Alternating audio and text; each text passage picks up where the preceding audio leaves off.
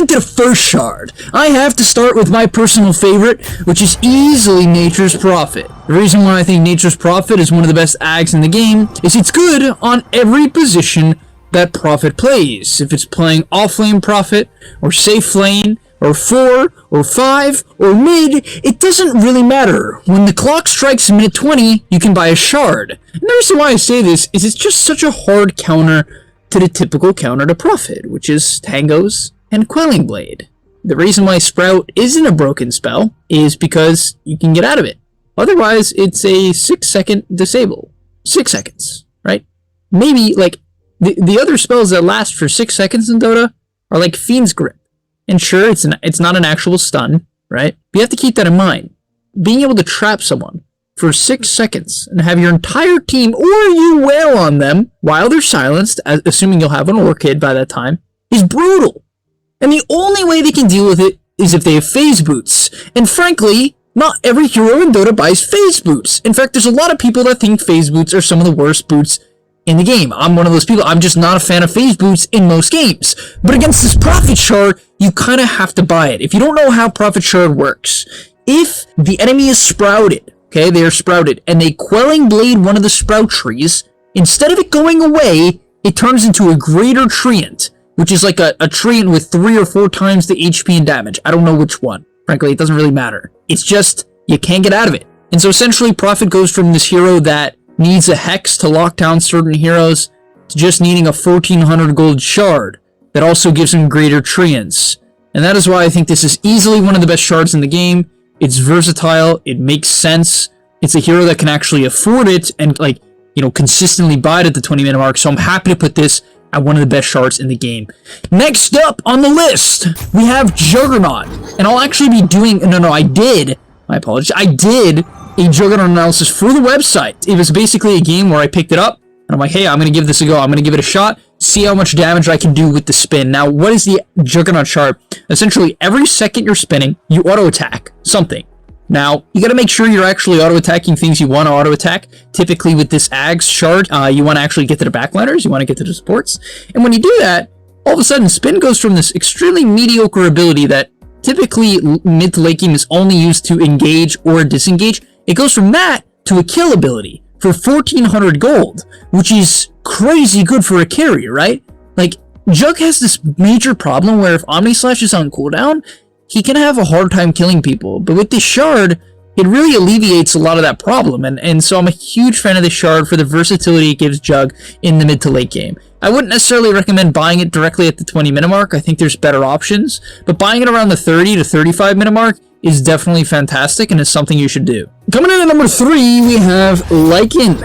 This one's just great. This is probably my favorite one, to be honest. I would even put this number 1 in terms of, like, potential strength. And the reason why I say this is Lycan has kind of a weird playstyle. This is a hero that can end the game in 20 minutes, but if you can't, let's say the enemy team has a lot of D-push, you're struggling to end the game, well, essentially what can be really nice on Lycan is just having the ability to split up the map.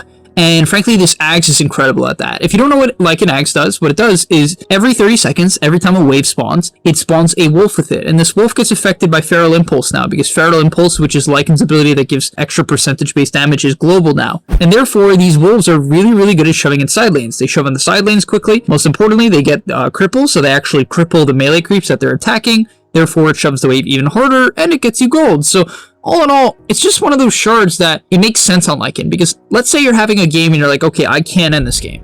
It's 20 minutes in, I know I can't end the game, I can't, like, just, you know, stomp them. Well, then you want to scale, which the shard actually helps you do. It can help you farm, help you stall the game. It can split up the map so you can, you know, farm various areas as well. And most importantly, it actually puts a lot of map pressure. And for Lycan, it's really nice to have this shard for a big reason that I don't think people necessarily understand. And what that is when you have this wolf, let's say your team is pushing in top and your wolf is shoving bottom. You could say that, well, speed, but then my team will never get to farm bottom because the wolf is always shoving it in. Yeah, but at the same time, the Lycan is largely getting the gold. And most importantly, it's going to force heroes to the bottom lane. They're going to want to respond and push it out themselves. And for Lycan, this is a big thing. Because what does Lycan do best? Well, it's the same thing Prophet does best, and a lot of other micro heroes that have pick-off potential. They pick people off. They split up the enemy team. They create number advantages. And that's what this shard is.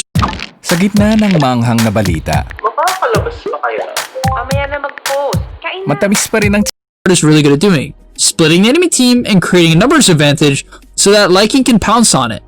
Not like Slark, but you get what I'm saying. And so yeah, I definitely think this is one people will be abusing. So the next one on the list is one I actually had to reconsider and take a second look at as I saw some players using it. And that was the Mars Shard. So what Mars Shard does, well, it leaves a trail, so it like kind of sets the ground on fire and it slows. But most importantly, it's not that. It's the fact that you can spear 2 heroes. And frankly, it's very easy to hit a 2-man arena with Mars. It just is. It's massive. It's also easy to hit a 2-man rebuke and slow the enemy. And then, because your spear can pin 2 units, you can actually pin 2 units in the arena. And what's really funny that I think happens a lot is, let's say you get a big arena and you really want to spear the enemy Pugna. Well, the Pugna is always going to be behind whatever the frontliner is, right? Pugna's going to be in the back. And so you're going to spear the Pugna, but it's going to hit someone else because he's behind them. And, you just avoid this problem. It's great! Being able to spear 2 people into arena is incredible lockdown, and I think it's something that a lot of Marses are going to pick up, especially if they're going like the utility route. If you're going a Deso-based build and you're going like right-click, I wouldn't recommend picking this up, but if you're going like pipe and, you have a pipe, Vlad's, and a blink, sure, your next item can be a shard, and I think it's a great addition to your kit that gives you a little bit of extra lockdown in team fights. Next up on the list is Bloodseeker. So for Bloodseeker, what his does is it gives him the ability to basically amp up his blood rage to the point where every single one of his auto attacks does 1.25% of the enemy's max health. The reason why I think this is good is Bloodseeker doesn't tend to burst heroes. Even the items that he typically buys, such as Mjolnir and MKB, it's not really a burst item, right? That's just not what it does. And so doing 1.5 of a target's max health as pure damage and healing yourself for that, I think is very valuable. It allows you to man up against tankier targets and carry heroes, and in the late game, your hero can struggle to kill people. It actually is a big problem for Bloodseeker. And so I think, having the attack speed from Blood Rage, and, which by the way got buffed by 10 out of levels, and having this shard late game, I wouldn't buy this early on into the game, I just wouldn't.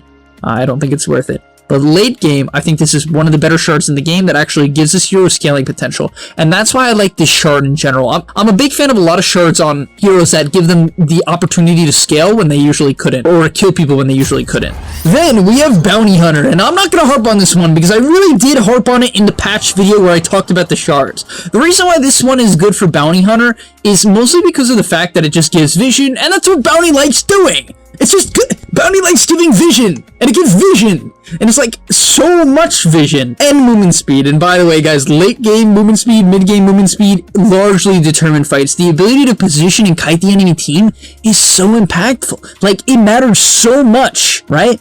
Let's say your Sven can actually stay on top of every hero he goes on. He's gonna kill everyone. Even in this patch, when he has 30% less damage at level 18, he's still gonna kill everyone just because of your shard. And for Bounty Hunter, assuming you're going like the tank build, please don't go Aether Lens. Please don't go Aether Lens. I know it builds into Octarine, and you're probably like, oh, I really want that Octarine. Don't do it. Just buy like a Hood. Hood is only 1,400 gold right now. I think like the best build you can go on Bounty is just become really tanky. So you want to go Tranquils, into Wand, into Windlace, into Raindrops. Then I really recommend Hood. After that, you can even look to build some HP item. You can build a couple fluffy hats, pick up some hats, multiple hats, and then the shard. But yeah, you basically just want to become a ward for your team. That's the idea. Then we have Brewmaster, and honestly, this is one I have not tried. It just has potential. Like, I feel like this shard just makes sense with how Brew can be played now. And how Brew can be played is you go like Blink into Axe, or you go Vlad's into Axe,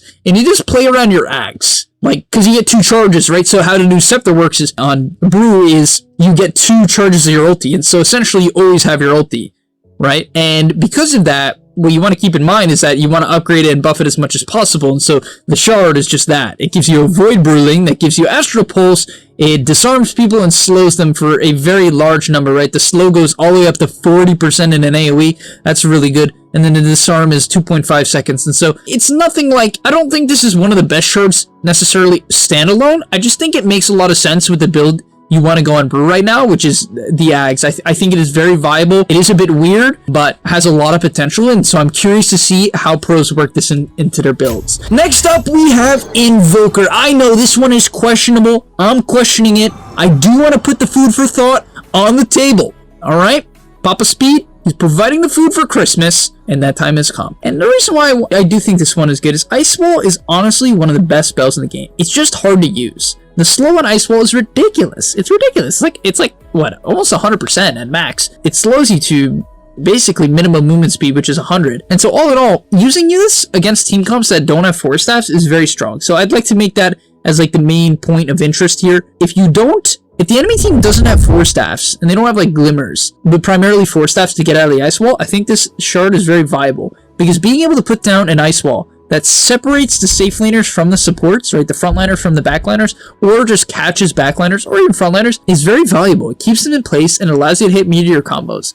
Especially if the enemy team doesn't have Force Staffs and your team doesn't have Disables, this is a really nice way to actually give yourself some setup that allows you to do various combos that don't just involve Meteor. While it is great with Meteor, it's also good with Sunstrike, it's good with EMP, it's good with the new Forge Spirits, right? The fact that you get 2 of them just by putting points in Quas and Exhort. And so all in all, I do think there's some viability here if the situation is right, which I hope I explained. Then we have Chen! Chen? Yep, so Chen gets Recall. I don't know, this bit, I just think it's one of those shards where if you abuse it properly, it is so good. I really do see it like that. If you use it correctly, it is incredibly good, right? Incredibly good. Being able to send a Storm Spirit back to base and gain full mana mid-fight, by the way, and where you can TP back in with full mana and basically have an Aegis is insane to me. And by the way, it's on a 35-second cooldown. Sending people back that consistently to base, especially during fights, and you can save them with it, by the way, right? It's not like Relocate where they can stun. It can get purged, right? But that's much less common than a stun, you know? I think there's less purges than stuns. And so essentially you're really strong with a lot of these like high mana HP heroes or heroes that want to reset the fight. It's incredibly powerful. I think it's very strong for just saving teammates as well. For instance, you can initiate with, let's say, a Phantom Assassin. You can send her back to base, right? So you send her back to base, you know the enemy team has no purges, okay? You send her back to base, and then she goes in, one-shots someone, goes back to base, and then TP's back in, right? Boom. All of a sudden, you've gotten a kill. There's basically no risk to the PA because of the recall. And yeah, that's the potential. It has a lot of potential. It just requires a lot of communication. So that's why I want to put it later into the video. Then, last but not least, we actually have Phoenix. So for Phoenix, I feel like this one just makes a lot of sense. Having these spirits, I mentioned it in my shard video, so that's again another reason why I left it for last, but I mentioned it a lot in my shard video. I just think this is one of those ags that makes a lot of sense for the hero. Phoenix is a hero that doesn't need a ton of items. It does like items, but once you get like your Shivas, like you can go earn Veil Shivas, once you have that, you don't really need anything else to have impact. It's more so around your spells, and so having these fire spirits passively, right, recharging every 7 seconds, gives you 4 spirits every 28 seconds, which is much better than like the 40-second cooldown they're currently on, and you can use them to push waves, right? So later on into the game, Phoenix has this big issue where he struggles to push waves unless he has a Meteor Hammer. Even then, it's kind of weird. So yeah, this Ag's shard is really great for that. And so yeah, I hope you guys enjoyed this video. If there's any shards